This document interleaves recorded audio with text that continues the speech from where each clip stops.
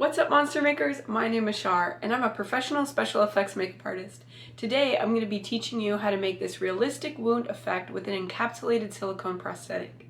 There are a lot of steps that go into making this prosthetic, so please be sure to watch the video in its entirety first and take good note of the safety precautions and the materials that you'll need before getting started. We'll be covering the sculpting, molding, casting. If you have any questions at all, please feel free to leave them in the comments below or send me an email. Okay, no time to waste. Let's get into the video.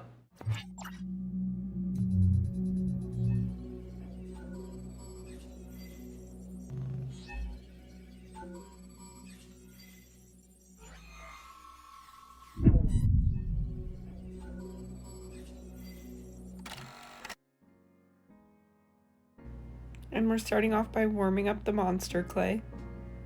I'm using a heat gun here.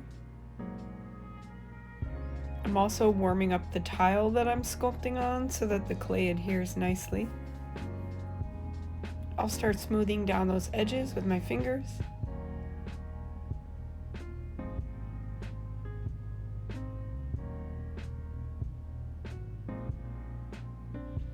And I'll go in with a large rake tool and start to take down some of the bulk of the clay. Again, with my rake tool, I'm just refining that shape and blending out those edges. It's so important to have good reference material when you're sculpting. I'll be using this special effects book of real wounds for my reference. You can find this on Amazon and I'll link it down below. Once I have that basic shape blocked out, I'm going to go in and start to carve out the wound.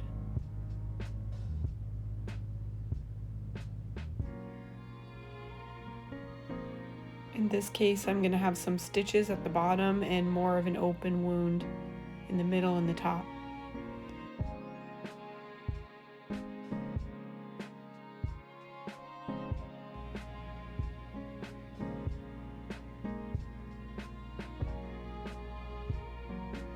I'm now going in and carving out some depth and dimension for the wound.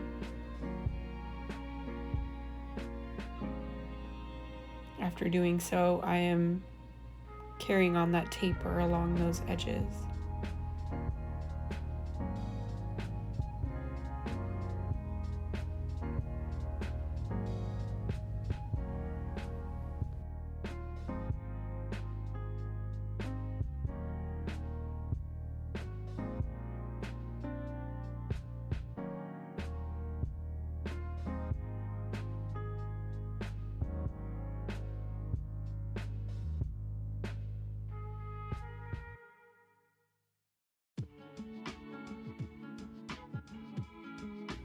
I decided I wanted to have a deeper end of the cut, so I added a little bit of clay there to the end and blended that out.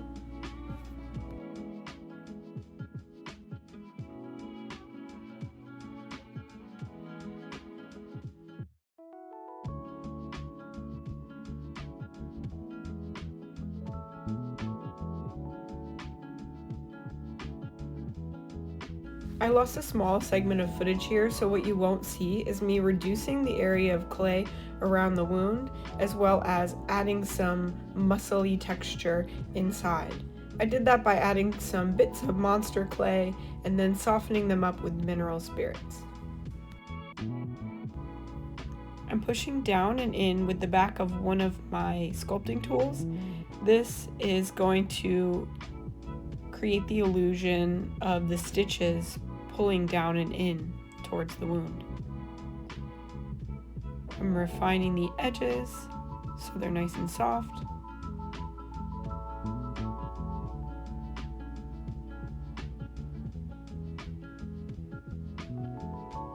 I decided to go in and add even a little more depth to the spot where the stitches will be entering the prosthetic.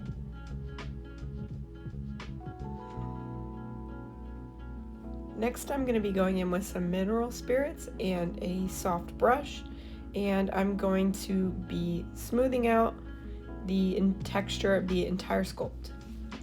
And now I'm going to take a pour tool and a plastic bag, and I'm going to add some pour texture back in over the entire sculpt.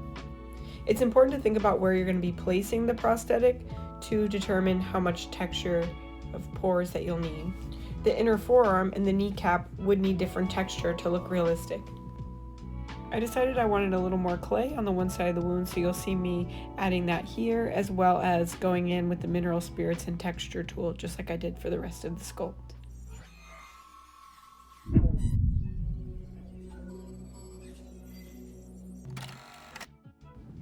For the next step, we'll be creating our flashing with monster clay. For this method, I like to roll out the monster clay nice and thin, and then flatten it out.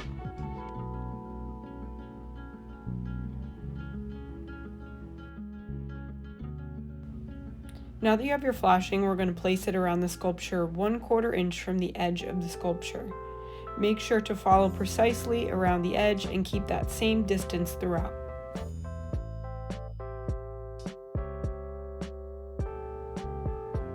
You'll see me using this tool here to really press down the flashing, as well as clean up where I've connected the pieces together.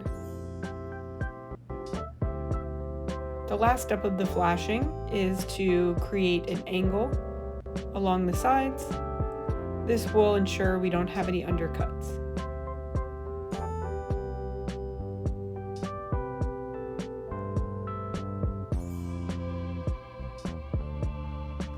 Now we're moving on to making the mold wall. For this, I'm using Sculpt's medium and a clay cutter to get 2 perfect pieces for my mold wall. There are many ways to make a mold wall. This is my favorite because it's clean and efficient, and I can easily reuse the clay for my next sculpture.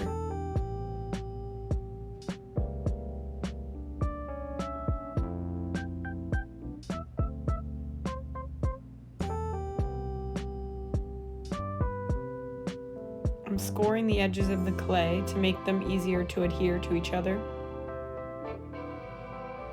When deciding the shape and size of your mold wall, keep in mind that you only want to go about 1/2 of an inch, but definitely no more than 1 inch away from the edge of your flashing. This will help to keep the cost of materials down and avoid any waste.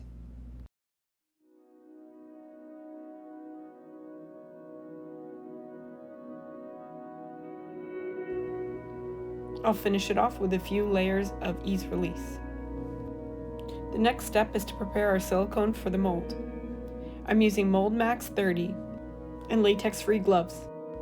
Now we will determine how much silicone we need to make our mold. This step is super important as it will help you save money on costly materials. I'm using a digital scale to weigh out the amount of part A and part B that I need. When doing your calculations, note that you'll need about 1 inch of silicone above the sculpture for a good mold. Once it's well mixed, we're ready to pour the silicone. When pouring the silicone, we're going to hold the bucket up nice and high away from the sculpture and pour a thin, slow stream. You'll want to stay moving around a bit while you pour, and this method will help to ensure that we don't trap any air bubbles.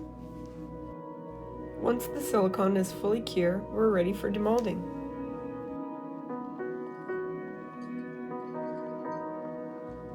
Cleaning the clay off the outside and inside of the mold, and it's ready to go. Let's take a moment to talk about today's video sponsor. Narrative Cosmetics manufactures and sells professional-grade, production-ready, theatrical, and special effects cosmetics at an affordable price without sacrificing quality. Their products are suitable for beginners and professionals alike. In this video, I use their new skin tone alcohol palettes, as well as their acetone-based encapsulator, alcohol-based blood, and my fave, the special effects brushes. I thoroughly enjoyed using these products, and I highly recommend that you check them out.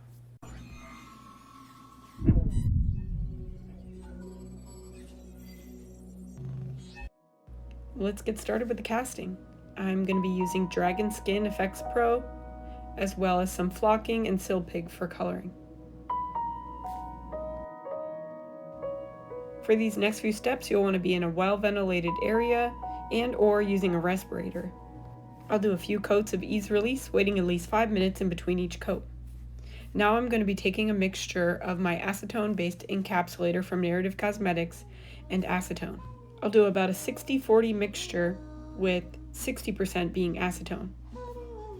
You can either brush on or airbrush your encapsulator. In this case, I choose a chip brush, making sure to apply nice, thin, even layers across the entire top of the mold. In total, I did about 5 coats. Using a sculpting tool just to check that the thickness is correct. Now we're ready to set up our silicone. I'm going to weigh out part A and part B and pre-mix both parts separately.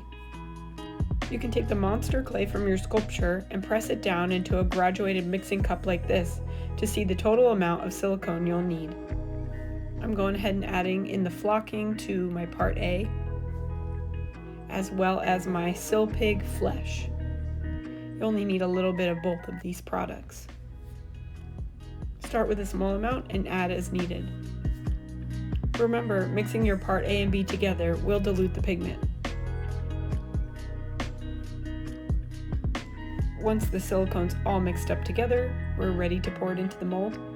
We want to try and do that high pour process again like we did when we made the mold. I ran out of room here, so unfortunately I didn't get to do that. We'll take a tongue depressor and smooth that silicone into the mold. Being careful not to press too hard, but also making sure to not have any excess silicone.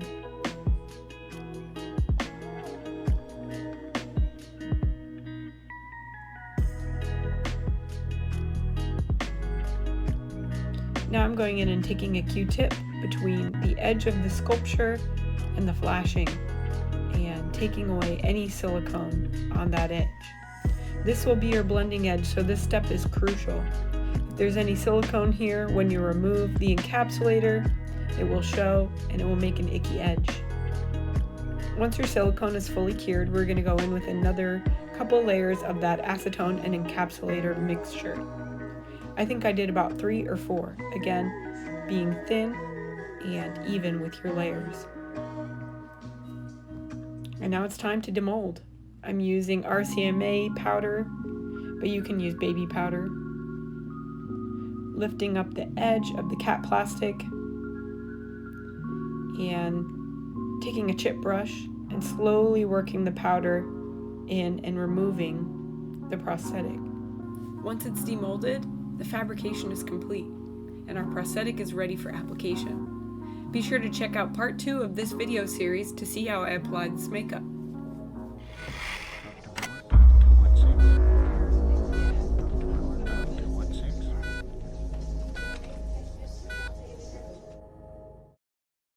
If you're interested in jumping right in and following along with the application, you can buy one of these prosthetics right now in a limited release at narrativecosmetics.com. Thanks so much for watching my video. I hope that you enjoyed it or that maybe you learned something. If you have any questions at all about what you saw in this video, please feel free to leave them in the comments below. If you could get a second to leave a like or maybe even subscribe, that would help me out so much. You can also follow me on my social medias, Instagram, as well as TikTok. I'm screamqueen.fx. That's all I have for today. Catch you later, Monster Maker. Bye!